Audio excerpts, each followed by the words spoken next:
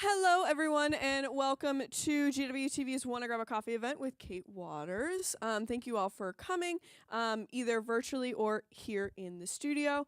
For anyone that wants to watch this back, it'll be available on our YouTube page. And we today have Cate Waters with us, who is an associate producer at MSNBC here in Washington. And she is a GWTV, and SMPA alum. And we're so thankful that she came out today to talk to us. So handing it off to you, Thea. Yeah, okay, yeah, thanks everyone. Yeah, round of applause. I hope everyone enjoyed their long weekend, and a special thanks again to Cate for coming to speak with us. Thank you for having me. Yeah, so let's get right into it. So I want to take a brief step back in time. It's around like 2018, 2021, you're back in undergrad. And I want to talk about what roles you had as a member of GWTV. Yeah, so I joined GWTV as a freshman, and I was a part of G Week and Crossfire. I was a part of both shows throughout my whole time here. I ended up being a senior producer at G Week my junior year, and then my junior and senior year, I was the executive producer of Capital Crossfire. Excellent. Yeah, so you have held a lot of different positions. Yes. And on top of that, you also held a few internships. Can you talk a little bit about those? Yeah, so I had 5 internships when I was at GW. I started at the Hill newspaper at Hill TV. That was like an editing internship, and then I went to MSNBC as a booking intern. This was also COVID times as we enter this, so they were all virtual after the Hill. And the MSNBC booking internship was very like, it was a weird time. It was COVID, no one really knew what to do with me. After that, I was with the Today Show, and that was a really cool experience putting together their political packages every week. And after that, I went to CNN, and I was with The Lead with Jake Tapper and Erin Burnett out front. Wow. So lots of show team experience. Yeah, as you mentioned, it's a weird time, and I imagine that's a lot to juggle. You've got all these different roles at GWTV and internships. So can you talk about, managing that balance? Mm-hmm. Definitely. It was, I look back and I can't believe that I did that. Like having a full course load, doing GWTV, working, and then also interning. Yeah. I couldn't tell you how I did it. Oh my, where were you working? I worked at SoulCycle too. During all of this Yes. as well? Okay, so full-time student, internships, jobs, and wow. Yes, okay. I would say it being COVID times, having virtual internships did make it a lot easier. I wasn't commuting places, so I feel like that allowed me to have more internship opportunities. Right. But it was a lot, for sure. Yeah. My advice would be lots of coffee. Like I can't really. Yeah, it was a lot. Yeah. Did you find that the skills that you had in various positions, being SP and EP, were they very transferable at the time, like with the internships you were doing? Definitely. I would say that I learned more at GWTV and in my internships than I ever did in a classroom in SMPA. I love being in SMPA, but I think the opportunity that GW gave us with connecting us with internships and having this studio was like the best thing. I think that being able to work in a control room like we have here, that really was transferable in the internships I had, whether it was like they needed someone to jump on the teleprompter and I knew how to run a teleprompter.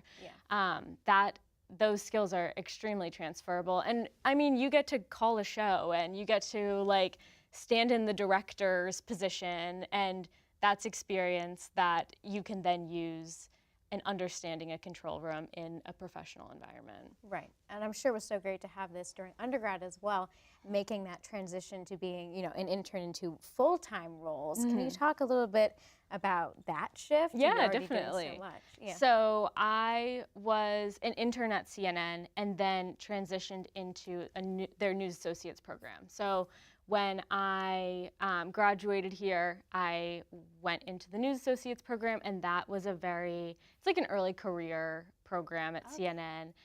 So I would say that transition was smoother because you were with other people going through the same stages, and that role I worked with State of the Union, which is their Sunday show. So again, that's a lot of show team experience that you would get at GWTV, being able to transfer it and use it, like research skills and building graphics and editing video and things like that that we already do here, and being able to do it there. Absolutely, so transferable, which I'm sure a lot of our members appreciate. So can you talk to me about the importance of relationships, nurturing networks, which we all know is so important, although it's very hard and seems very tedious to do at times. You entered at MSNBC before you took on a full-time position. So can you talk about how networking and building those relationships played a role in that? Yeah, definitely. That was something that I definitely made an effort of doing as an intern, especially having virtual internships, which isn't extremely applicable to you guys. But I had to make that effort to reach out to people and be like, hey, can I jump on a Zoom with you and chat? Right. And so I think connect with as many people as you can when you're in your internships, and continue to maintain those relationships. So MSNBC, less so. I don't work with anyone that I worked with as an intern. With CNN, I had being connected with people in my internships was what got me my news associates role. There were other news associates that I worked with that were now senior producers and EPs, and they vouched for me to get into that program. So talk to people, tell them what you want to do, tell them where you see your career, and they will. Everyone wants to help. Right, yeah. And so what does that look like, nurturing that relationship post-internship? Like, is that connecting over LinkedIn or just shooting an email? Yeah, definitely. You can, whatever works best for you. I think LinkedIn is a great tool. If you're still with the company, if you like move into another internship or another role within the company, continuing to connect with them on internal sources, so maybe Slack them if you do something, or send them an email, things like that. I know even I stay in touch with people that I used to work with at CNN, and I'll send them like clips of packages that I would produce when I was at News Now and send it to them just to be like, hey, this is interesting, this is something I did, and to keep that line of communication always flowing. Absolutely, so important. So I want to take us back to the present. You're currently an associate producer with MSNBC. We touched on it a little bit, but can you talk to us a little bit more about what your day-to-day looks like, what shows you're currently on, what that looks like for you? Yeah, so I work on The Weekend. It's literally called The Weekend. It airs from 8 a.m. to 10 a.m. on Saturdays and Sundays. And I am an associate tape producer. So what that is managing all of our video elements in the rundown. So we have 2 hours. We have 2 associate producers, so I handle 1 hour, and I'm just going through the rundown, putting in all of our tape elements. That means I'm in Avid, cutting video, and also working with editors. So we have specific editors assigned to us, assigning them tape, things like that. So anything related to video in the show, that's me. Excellent. Yeah, and that must be nice to have it on the weekend. How has that like affected the schedule of the rest of your week? Yeah, it's weird. So Mondays and Tuesdays are my weekend. That's why I'm here today on a Tuesday. But yeah, it is a little weird. We get in at 4 in the morning, so it's like bright and early. But yeah, you kind of you can't go out too late the night before. Right. That's the no regular hours in journalism. This truly is true. Yes. So you've already had a wealth of experiences. Are there any moments or stories that you've worked on that stand out to you as highlights of your career so far, or is just some anecdotes that have really stuck with you? Yeah. I was previously at NBC News Now. Last year before I moved over to MSNBC, and I got to work on, they did a lot of package production, which I know you guys are all very familiar with if you're on G-Week, you know. And I got to work on a package on the Klamath River Dam in California, and they were taking down this dam to restore the environment in the area. It had been like years and years of work, and it was a story that I pitched, and I got to see it all the way to the end. So I was working with Maura Barrett, who's an NBC correspondent. She went out to California with a videographer and shot it. I was able to edit the piece together. That was definitely a very cool highlight, and that is something that, like, if I hadn't done GWTV, I wouldn't have even known how to do any of that. Because it's not something I learned in the industry, it's something I learned here. Right. So it's very applicable skills you guys are learning. That's so great to see a project from start to finish and really be proud of that. So you mentioned being part of NBC and also MSNBC and CNN, so lots of different experience in different newsrooms. Can you talk about any differences between them that you can speak on? Yeah, I was at CNN before, and I absolutely loved my time there. It is a much like smaller organization, at least from where I was in DC. It was, yeah, there. I ended up leaving because there just wasn't a lot of opportunity upwards. Where at NBC, I feel like there is a lot more opportunity. It's a bigger company. Right. But the newsroom itself, every team is going to be a little bit different. My experience at NBC has been a lot of younger people, a lot of people our age that are just coming into the industry. Right. So it's a little bit of a younger crowd there from my experience. That's very clear. All very different, you know, but all in the same industry. It does seem, though, that it's like ever-evolving journalism, and anybody will tell you that now, whether it's moving from cable to stream or, you know, how people are changing how they take in content. So what skills or qualities do you think that are most important for someone aspiring to work in broadcast journalism when it seems to be, you know, skills are changing? Yeah. I think be a Swiss Army knife. That's what I would say. I love that, yeah. I think you want to acquire as many skills as possible. That's something that I try to do in every position that I'm in because the industry is ever changing. Yeah. So you just don't even know what, everyone says it's dying. Everyone's like, oh, the broadcast news is dying. It's not dying, but it is changing. Right. And as someone who, I worked at NBC News now, that's a streaming service.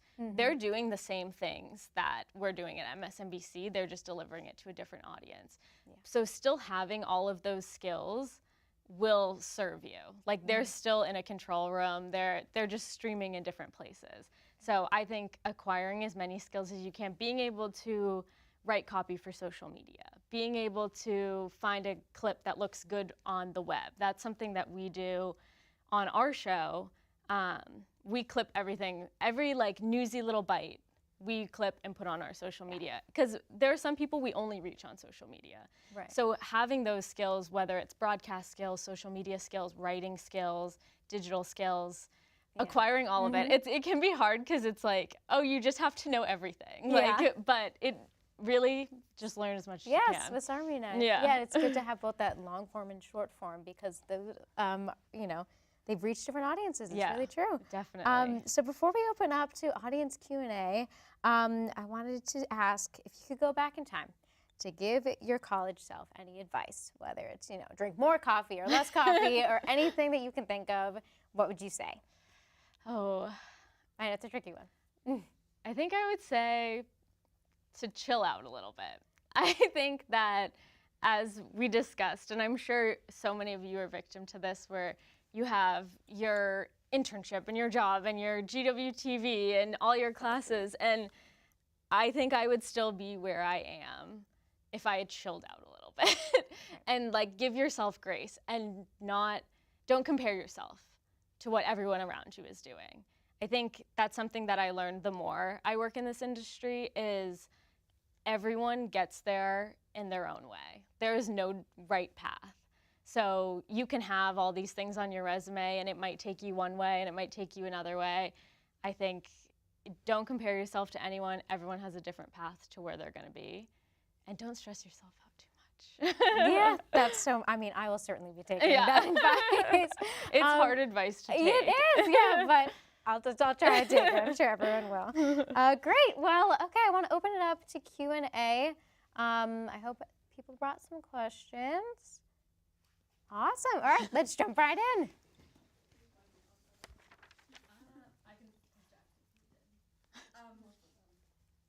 right, well, hi, I'm Ananya. I wanted to ask, so you said that you were with, you know, Hill TV and NBC News now. How is that experience different from working on a show like The Weekend where, you know, things are a little bit more, well, I guess The Weekend, but like something that's more like fast-paced? What's the difference between doing something streaming or something more social media based as opposed to like a day-to-day, everything changes? And which one do you prefer?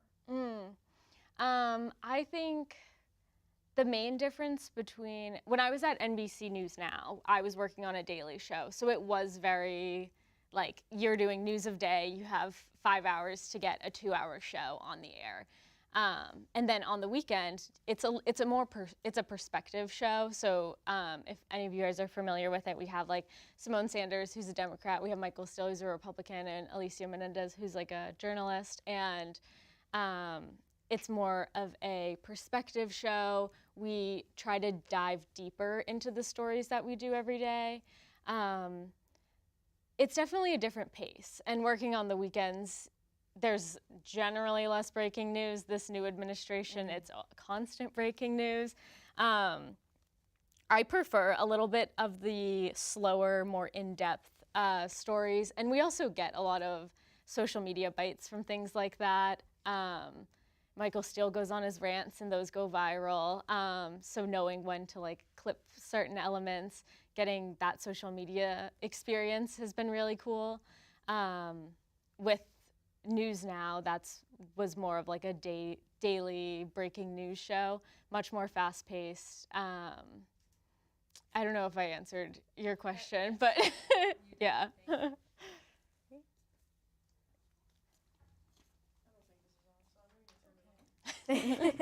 Just speak loud. Yeah, we can hear you. Hi, I'm Amelia.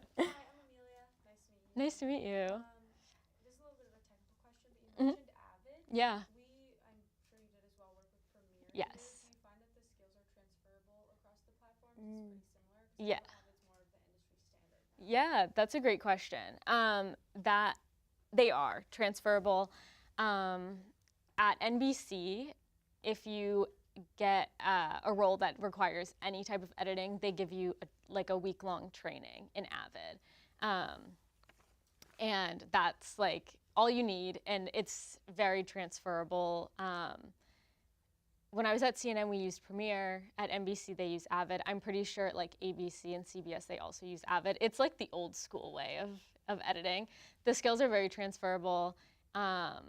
It's just a little less user-friendly. Like, it's a little more annoying. I prefer Premiere, but you can definitely pick it up very quickly either way. And even you can like watch videos online. That's how I learned half of it. Just like search up basic Avid skills, and that can help you just so you're like familiar with the interface and everything if you're ever applying for a job and be like, yeah, I'm familiar with Avid, you know? Yeah, exactly. I've cruised around. Yeah. Yeah.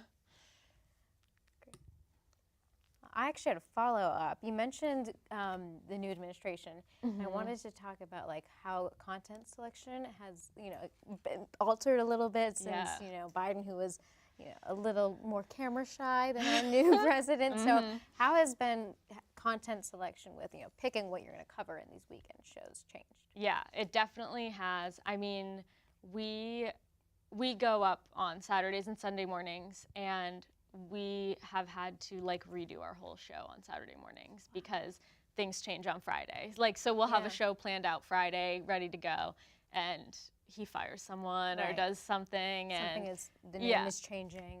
And we'll have to change. So it's definitely ever changing. We also, being a perspective show, have our anchors to consider. They all have their own opinions about what's going on. Right. So we are doing stories based on what they think is the most interesting story of the week, if they have personal opinions. So getting to know, if you work on a show team, you get to know kind of the tone of what your anchor likes, whether it's a journalist or a perspective show. So you kind of, the stories will change depending on what your anchor and your EP are interested in. And then obviously the breaking news, whatever breaks during. During so is it a small team? Like, I assume it has to be quite tight for everyone to have that like relationship. Yeah, it is. Our team is probably like 15 people. It's bigger than other teams I've worked on. When I was at State of the Union, that was like a 6-person team. So that one's very small. Right. And News Now was like a 30-person team. So it depends on how much you're putting on, but weekend teams tend to be smaller, which I prefer because then I feel like you really have a voice on the team and can, you have a feel for the team a bit better than when it's a huge team. Yeah, and being in like, the heart we're in the capital, DC. Do you ever see yourself going to other states, perhaps? Because I know there's been a lot of emphasis on, the importance of local journalism, even though we have all this talk on, everyone wants to focus so hard on Washington, D.C. and the federal government when we need to branch out. So would you see yourself, going back? Where's home? I'm from Boston. Okay, so would you ever see yourself going to like Boston to cover news? I don't know. I love DC. Like, I love being down here. I moved down here for school. I knew I wanted to be down here. I was up in New York last year when I was at NBC, and I ended up coming back. So I don't know. Maybe I'll go somewhere else and end up back here. But I love DC, and I love being right in the heart of the Capitol, and walking up to that NBC building and the Capitol's right there. Like, there's nothing better. Yeah, absolutely. Great. I think I have a question. How do you, in trying to make your GWTV skills transferable, I feel like sometimes I put on my resume, I can do this, but then when I get there, they do it slightly differently than we do. So how do you bridge that gap between saying, yes, I know I have this experience, but then also being confident enough to just say, hey, can you go over this with me, and still being able to ask questions, but being confident in the skills that you have? Yeah, I think what you just said, being confident in asking. Your peers are your best friends as well. So, like, if you're an intern, ask the PA how to do something. Like, ask the AP, like, they have been in your position before. You don't need to be running to the EP being like, oh, I don't know how to do this. Can you help me do it? Like, use your peers and use other interns too. But I think a lot of the stuff that we do here is very transferable, and if they do it slightly differently, you can always explain that too and be like, oh, well, I do know how to do this, but I've never used, like, I know how to run a prompter, but I've never used this specific prompter. Can you show me how to do it? Like, everyone understands that. So I think that that's like and use your peers. You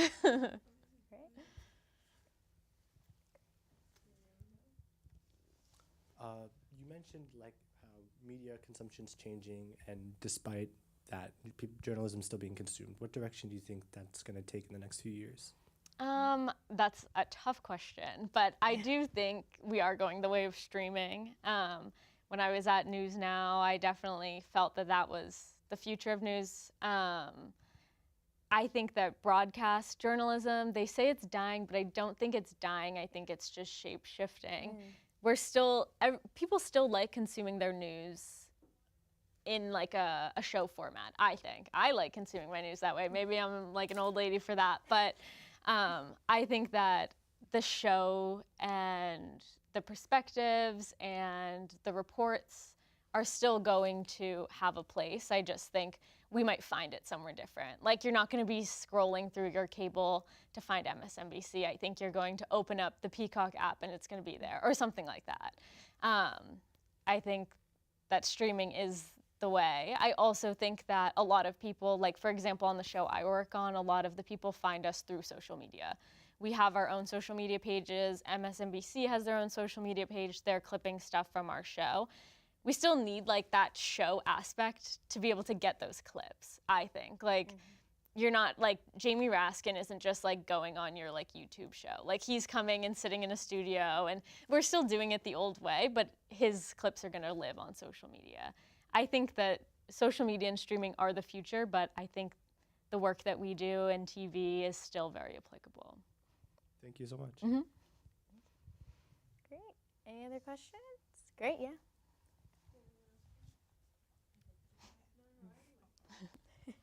Hi, my name is Nicole. Thank you so much for coming to speak with us. I wanted to go back to your time at GW. What were like classes you took that you felt were very impactful or useful post-grad? Oh, definitely. Let me think. I loved package production and writing for broadcast journalism. Those were the two that stand out for me. There were others I loved that weren't applicable. Like, I loved the theory classes. Like, I did like international reporting and things like that were just kind of like about the industry. And I still read, like, I love reading like the Reliable Sources newsletter. I don't know if anyone's a fan of that. Like, learning about the industry those classes were probably a little less applicable to the skills. But I think any like broadcast related class that I took here was absolutely applicable, especially broadcast news writing. I think if you can, the earlier you learn how to write for television, the better, which you guys all do here at GWTV too. So that's another way. That's another thing where I feel like all the skills I learned were from GWTV pretty much. So, so you're in the right place. Yeah. You're doing what you should be doing. I follow up to that. Yeah. Because I think a lot of our classes in SMPA are print based, just inherently. Yes.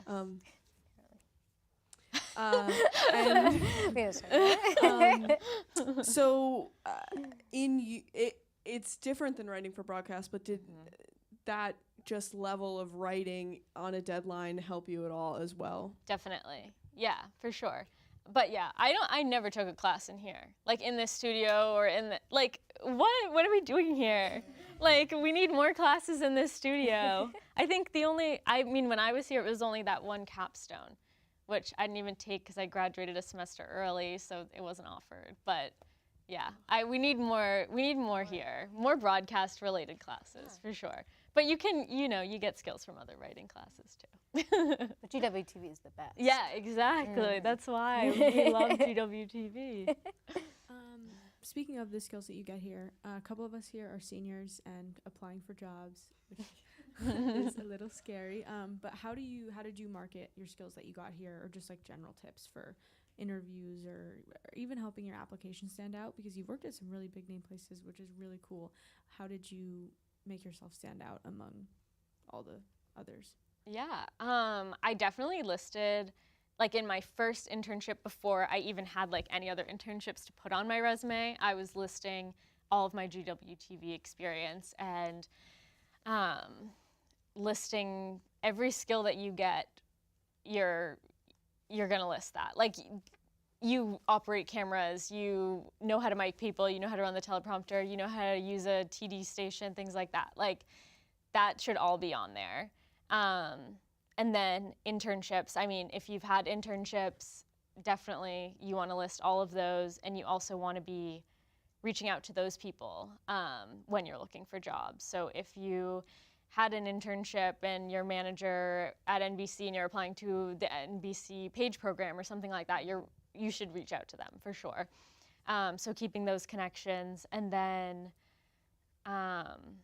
I think one of the main things was a lot of the internships I had were very similar. So like, I was doing a lot of like show team stuff, so I tried to work on bullets on my resume that were all different. So like, even if you were doing the same thing, like, you don't need to include it under every single internship you did. So finding new ways to say what you did, or maybe you did something a little different at one of them and you can put that there instead, because they already know you have that one skill from your previous internship. So every bullet on your resume should be different. Yeah, and the main thing I feel like is those connections that you build at internships and making sure you're reaching out to those people to let them know, hey, I'm applying for this. Let me know if you can help me or whatever. And more than often, they're very willing to help. Mm-hmm. Great. Well, if there are no other questions, I want to give another huge round of applause to Cate. Thank you. Thank you so much Thank you for having having me. us. Such good advice. And great, yeah, awesome. And with that, we shall wrap. Yay. Awesome. Okay, yeah. Thank you.